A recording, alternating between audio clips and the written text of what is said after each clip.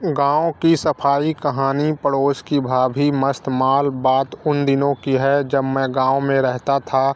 उस समय मेरी पड़ोस में एक नई शादी हुई थी। रिश्ते में वो भाई लगता था। शादी के कुछ दिन बाद यानी कि 5 दिन बाद ही वो अपने काम पे यानी कि दिल्ली लौट आया था। उसके घर में सिर्फ उसकी माँ और वाइफ ही रहने लगी थी। मैं कभी कभी उनके घर जाया करता था और हंसी मजाक भी होता था क्योंकि वो भाभी थी। अक्सर मेरे यहाँ हंसी मजाक देवर भाभी में होता है।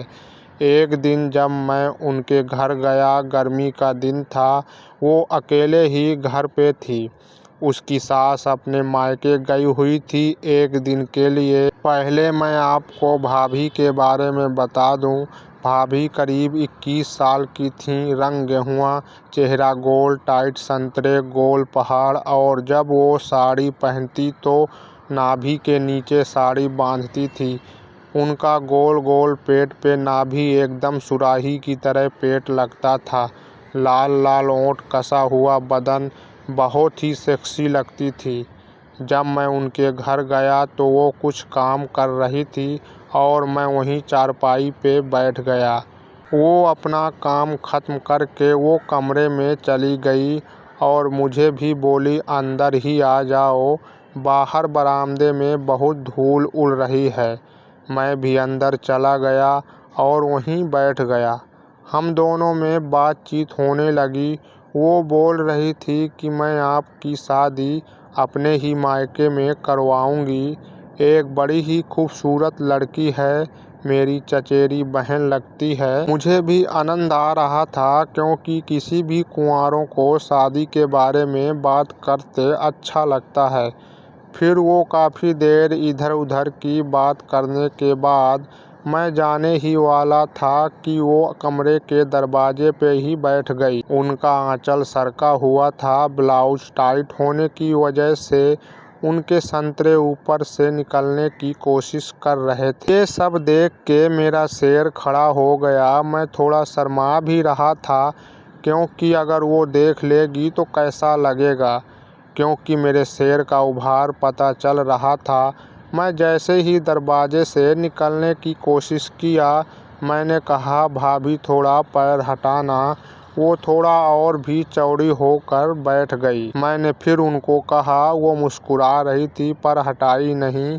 मैं वैसे ही जाने लगा कि वो बैठी थी। मेरा सिर काफ़ी टाइट था। उस समय जैसे ही मैं एक पैर उनसे आगे रखा, वो मेरे सिर को पकड़ ली। मैं पीछे कमरे में हो गया।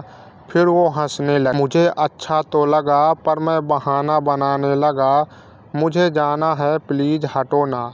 मैं जैसे ही जाने की कोशिश करता फिर सिर पकड़ लेती। मैंने कहा, मैं भी कुछ छू दूंगा।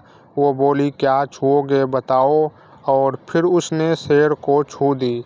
मैंने उनके गाल में चूंटी काटा। वो फिर मेरे सिर को छू ली। फिर मैंने कहा, आप ऐसे नहीं मानोगी। तभी वो भाग के अंदर हो गई।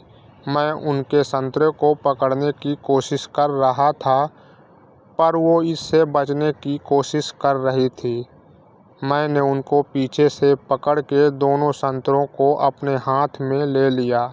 उनके कपड़े अस्त व्यस्त हो गए थे। फिर मैंने उनके गर्दन पे किस करना शुरू कर दिया।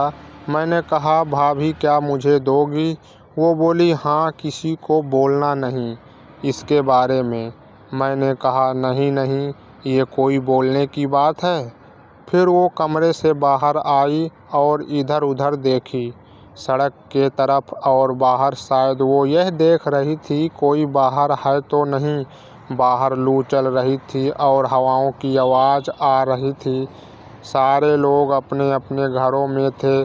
फिर वो 2 मिनट में आ गई और मुझे पकड़ के किस करने लगी। आंचल उनका जमी पे गिरा था, संतरे तने हुए थे। मदहोश करने वाली पसीने की खुशबू उनके कांख से आ रही थी। हल्का हल्का पसीना उनके माथे में था। ये पहली बार था जब किसी ने मेरे जिस्म की और सिर को छुआ था। मेरा गला सूखा जा रहा था। मैंने पानी पिया। फिर मैं उनके टाइट गाल और नरम नरम ओठों पे चुम्मा लेना शुरू किया। ऐसा लग रहा था कि मैं जन्नत में हूँ। मेरे सिर में तो ऐसा लग रहा था कोई बिजली की धारा प्रवाहित हो रही हो। क्या हंसी पल था। फिर वो वहीं नीचे